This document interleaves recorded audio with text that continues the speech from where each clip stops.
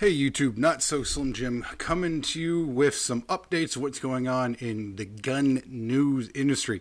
So if some of you haven't watched, Biden just made his announcements that he is going to be enacting some nice anti-Second Amendment presidential orders. Now, unfortunately, he hasn't exactly put out what these orders consist of, and he's also pushing for some anti-gun legislation. A few of these things include, one, he's going to be pretty much making most all, and I'm not saying all because of the words used, but most all, pistols, or basically AR pistols, AK pistols, even pistol caliber, longer pistols like the Strybog, the MPX, and ones of that nature, that have a pistol brace on them into a short barrel rifle. Now, when they were speaking about it, they said some of these that are fixed with certain types of pistol braces will be reclassified as short-barreled rifles. So they're not going to be releasing that for another 60 days to give clarification on exactly what is considered a short-barrel rifle. But if I had to put my money on it, I would assume pretty much anything that has any type of, SP3 type, anything that has anything other than the basic shockwave. Or even those who you never know, maybe they're just trying to mess with us with wording and those will be included anyways. So basically overnight, he's turning tens of millions of Americans into felons simply by signing his pen. The funniest part about all this is he got up and the first thing he said is the Second Amendment doesn't guarantee rights. The Second Amendment doesn't guarantee your right to own guns. Even back when the Second Amendment was written, people couldn't own certain types of guns and certain people couldn't own guns at all. I don't think he ever really read the Second Amendment nor understands his history very well, because obviously Joe Biden is a freaking idiot. Furthermore, he is trying to enact red flag laws across all of the United States. Now, he doesn't have the ability to do that with signing his pen away as president, so he's trying to push by having each state do their own. Now, most red states won't do this, and he's not going to have the ability to do it with the legislation. So he's putting out his, hey, here's what I think you should do. You should do it because I say so. Now, anyone who watched the video of him with Kamala Harris, which I don't even understand why they have her talk. Everything that comes out of her mouth is just complete propaganda and lies. If you get a chance, go and watch the video. I'll link it in the description of this, but it is just her heckling and lying about everything she did and talking about how great they did during the 10-year ban we had in assault weapons and things of that nature. They also commented saying that they had never had a look at weapons and how they move through cartels and everything since 2002. I think they forgot about the whole Fast and the Furious thing with Obama, or do we not talk about that? I forget. But so they're actually trying to do that, but I don't trust them, because that's not a bad idea to look at how weapons are being trafficked through illegal means. The problem is I feel that they're underrating exactly the extent of it, and more than likely they're going to use this as some way to look at everyone's serial numbers, try to write them down and be like, oh, we're doing it to make sure people aren't trafficking weapons, when in reality more than likely they're trying to make some type of list of all the firearms people have and where they move it. Further on, they're trying to get rid of the gun show loophole. Yes, I know it is stupid, but yet they're still doing it. Joe Biden himself said that you can buy a gun online without doing a background check.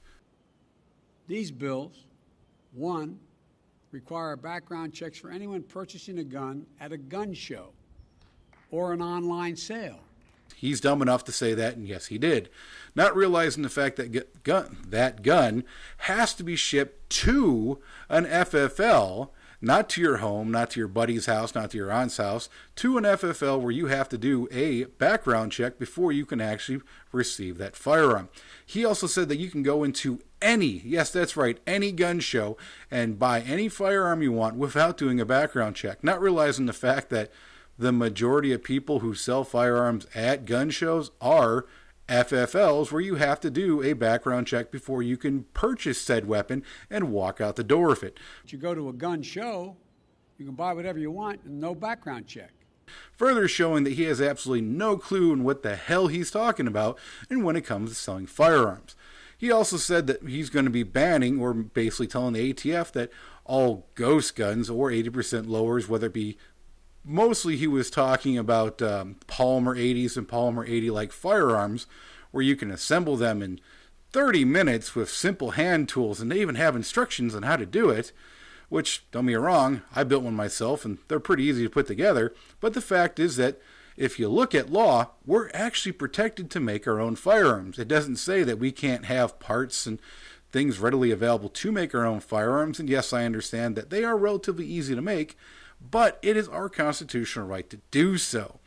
If he wants to have issues with polymer 80s, why not talk to polymer 80 and say, hey, can you make this a little bit more difficult? Can you bake a little bit more plastic to it or something of that nature? But saying, hey, these are now guns, even though they're not actually guns and they're not ready to put together. At that point, polymer 80s is going to go, you know what? F you, Joe Biden. We're going to have these completed, put a serial number on it, jack up the price just a little bit because, you got to pay taxes every time you make a firearm, sell them for a wee bit more, and then people can just go in, buy the polymer 80 for way less expensive than a Glock, and go ahead and walk out the door with them anyways. So, yeah, it sucks. We can't just buy them, do what we want with it, but once again, Joe Biden doesn't care about facts. He only cares about what he thinks is right. Now, we're going to be looking at some more things coming down the chute. Unfortunately, he basically just talked about, how many millions of people have died and this, and that. And he talked about the shooting in South Carolina last night, neglecting the fact that the guy was a African-American male who was pissed off and a NFL football player. He just left all those facts out, and also the fact that he used a pistol. But, scary assault weapons.